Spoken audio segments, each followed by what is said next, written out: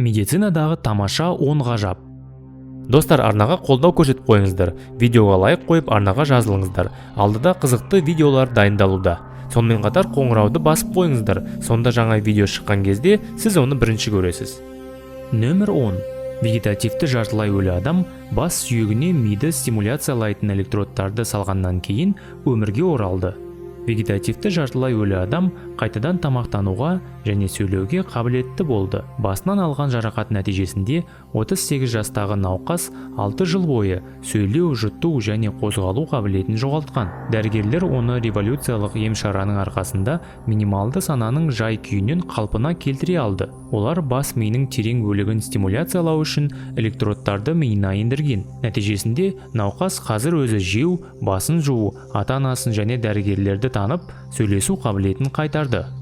Нөмір 9. Адам өрмекші шаққан соң, салға ұшырағанға қарамастан біраз уақытта тұрып жүріп кетті. 21 жыл бұрын мотоциклмен болған апаттың салдарынан Дэвид Бленктарт өлімге ұшырай жаздады. Ол тірі қалды, бірақ аяқ қолдарын қозғай алмады. Дэвид 20 жыл бойы мүгедектер креслосына бұғауланып қалды, бірақ 2 жылдан кейін оны қауіпті өрмекші шағып алды. Ол ауруханаға жатқызылып, 8 ай бойы физиотерапия алды. Емдеу кезінде медбике Дэвидтің бір аяғының қозғалғанын байқап, қан талдауын өткізді. 5 күннен кейін Дэвид аяққа тұрып, ешкімнің көмегінсіз жүріп кетті.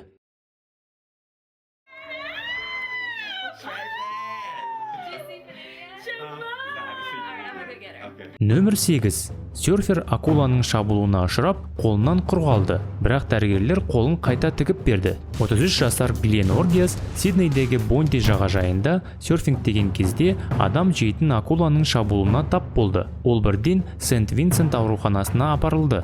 Оның қолы 3 сантиметрлік үзімінде салбырап тұрды. Пластикалық хирург Кевин Хомерза оның қолы тіккеннен кейін қалпына келеді деген үміт болмады дейді. Бірақ науқастың жалпы жағдайын және операциялық бөлмеге жеткізілу жылдамдығын ескере отырып, қолдың қайта сіңу мүмкіндігі болды. Доктор Хо қолдың қан ағынын қалпына келтіру үшін сүліктерді қолданғанын айтты.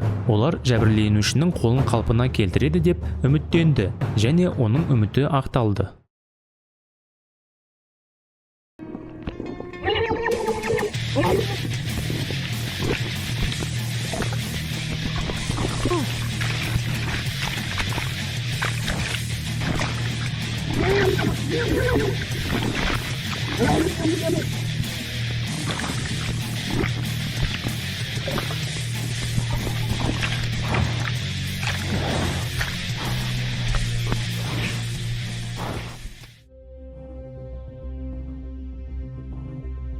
Нөмір 7. Пистолеттен атылған әйел жаңа бетке ие болды. Конни Калп, 46 жастағы Огайо штатының тұрғыны, дүние жүзінде бірінші бет трансплантациясын алды. Оның жаңа келбеті әбден өзгеріп кетті. Балалары жаңа бетін көргенде шошып бастарын бұрды. Коннидің бет мимикасы әлі күнге дейін аздап бөгеліп тұрады. Бірақ ол сөйлеу, күлімдеу, иістеу және тағамның дәмін тату қабілетіне қайта ие болды.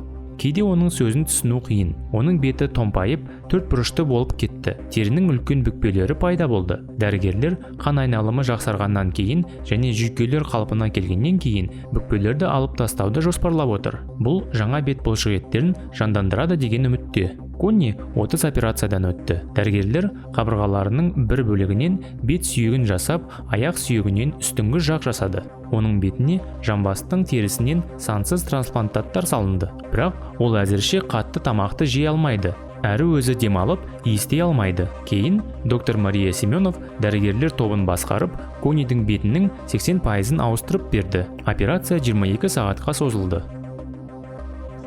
The other day, we took her to the mall.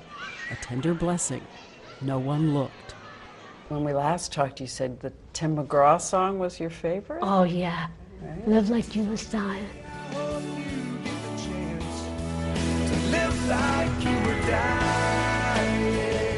Live like you were dying.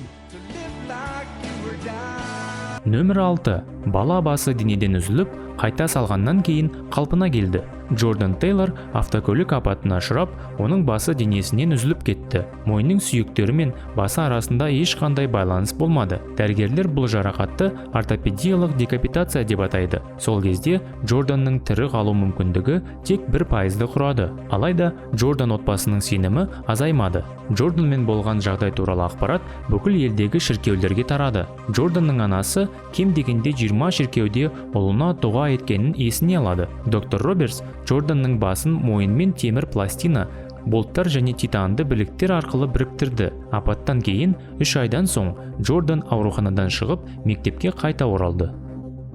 Нөмір 5. Егіздердің біреуін таңдауға мәжбүр болған ана қан тамырларын ажырату арқылы екі егізін сақтап қалды. Шеннон мен Майк Гимбл ауыр таңдау жасауға тап болды. Әйелі егіз баламен жүкті болатын. Дәрігерлер фетофетальдық инфузия синдромы атты диагноз қойды. Дәрігердің айтуынша, егіздердің бірі өлтірілуі керек, әйтпесе екеуі де өлуі мүмкін. Бұл егіздердің қан тамырларымен байланысы болатын жағдай. Егер емделмесе, біреуі немесе екеуі де өлетін 90% ықтималдығы бар. Шеннон мен Майк бір егіздің өмірін үзу ұсынысына келісе алмады. Бір сәтте доктор Кент Хейберн тағы бір ұсыныспен оралды. Ол Солт-Лейк-Ситидегі Сент-Марк ауруханасындағы Роберт Белл мен Майкл Белфордқа хабарласты. Жүрекке лазерлік хирургия жасау үшін хирургтар ауруханалық мамандармен бірігіп операция жасады. Олар егіздердің арасындағы қан тамырларын күйдіру әдісін қолданды. Нөмір 4. Көзге тіс салғаннан кейін соқыр адам көріп кетті. 10 жыл бұрын болған оқиғадан кейін 42 жастағы құрылысшы Мартин Джонс соқыр болды. Бірақ тістің бір бөлігі көзге ендіретін керемет операциядан кейін ол соқырлық әлемін тесіп өтті. Операция кезінде науқастың терісінен дайындалған жаңа линзаға тірек ретінде тістің бір бөлігі алынады. Ақ ыстық алюминий қоспасы оның денесіне төгілгеннен кейін ол көру қабілетін жоғалтып алды. Ол 37% дене күйігін алды. Тәулігіне 23 сағат бойы арнайы бинттермен жүрді. Сол жақ көзінен айырылды, бірақ хирургтар оң көзін сақтап қалғанмен көзі көре алмады. Бастапқыда Ноттингем мамандары донорлық бағаналық жасушалардың көмегімен көру қабілетін қалпына келтіруге тырысты, алайда олардың әрекеті сәтсіз болды. Тек Брайтондағы Сусек клиникасында революциялық жаңа операция жасағаннан кейін оған әлемді қайта көруге мүмкіндік берілді. Мартин оқиғаның алдында 4 жыл бұрын үйленген әйелін өз көзімен қайта көрді.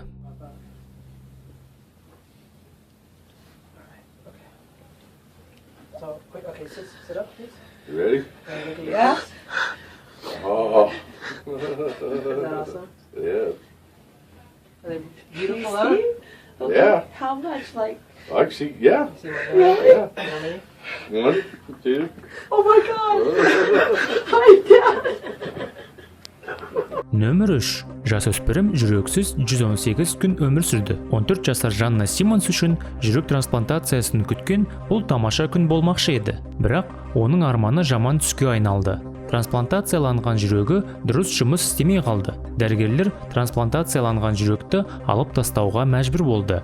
Ал трансплантация үшін басқа жүрек болмады. Дәрігерлер Жаннаға уақытша шара қолдануға мәжбүр болды. Сонымен қатар оның денесі операциядан кейін қатты әлсіреген болатын. Олар 4 ай бойы дененің қанын жүргізетін 2 жасанды сорғы құрылғыны қолдануға мәжбүр болды. Ақырында 29 қазанда Жанна келесі жүрек трансплантациясын алды және осы жолы оның сәтті болғаны соншалықты келесі күні Жаннаға бүйрек трансплантациясы жасалды.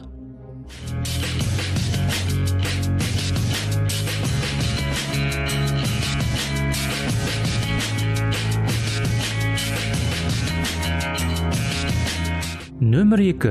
Жасөспірім модель. Оның денесі 11 білікпен біріктірілді. 17 жасар Катрина Бергестің дәрігерлер ешқашан жүре алмайтыны туралы хабарлады. Катрина сағатына 110 шақырым жылдамдықпен көлік апатына ұшырады. Ол мойнын және арқасын сындырып, басқа да көптеген жарақат алды. Бірақ ол 11 металды білікпен және көптеген сұққыш пен бұрандамалармен біріктірілді. Бірақ оған қарамастан, ол 11 металды білікпен және көптеген сұққыш пен бұрандамалармен біріктірілді. Дәрігерлер сан сүйегінен қарай тізеге білік кіргізді. Білік ішінен 4 титан сұққыштарымен бекітілді. Бір аптадан кейін ең қауіпті операция жасалды. Хирургтар омыртқаға демеу беру үшін арқаның бойында 6 көлденең білік кіргізді. Бір қызығы, апаттан кейін 5 ай өткен соң Катринаның ауырсынудың басылғандығы соншалықты ол ауырсынуды басатын дәріні қажет етпеді. Кейінірек Катринаға модельдік агенттікте жұмыс істеуге ұсыныс келді. Нөмір 1. 47-ші қабаттан құлаған құрылысшы Рождество күні комадан шықты. 37 жастағы Алкидес Морено Нью-Йорктегі биік ғимараттардың бірінде 47-ші қабаттан құлады. Терезе платформасы биіктіктен құлап, түпсіз тереңдікке ұмтылып, бетон жаяу жолына құлап түсті.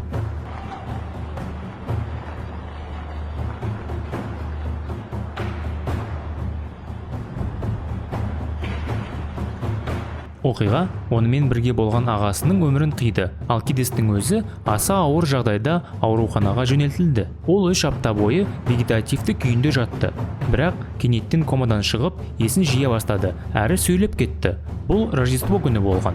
Бір айдан кейін ол 1 жылда қайтадан жүріп кету үмітімен ауруханадан шықты. 4 қабатты ғимараттың биіктігінен құлағанда өлімнің ықтималдығы 50%-дан төмен болатынын ескере отырып, Алкидестің 47-ші қабаттан құлап, тірі қалғаны шынымен ғаламат. Видеоға лайк қойып, арнаға жазылыңыздар. Айтпақшы, біздің екінші арнамыз бар. Онда сіз Қазақстан жайлы және оның халық сүйген нағыз азаматтары жайлы видео тамашалай аласыздар. Мәселен, Илья Ильин, Арман Оспанов, Мөлдір Мекенбаева, Жалғас Жұмағұлов сияқты отандастарымыз туралы видео әзірленуде. Арнаға кіріп жазылыңыздар. Келесі видеода кездескенше.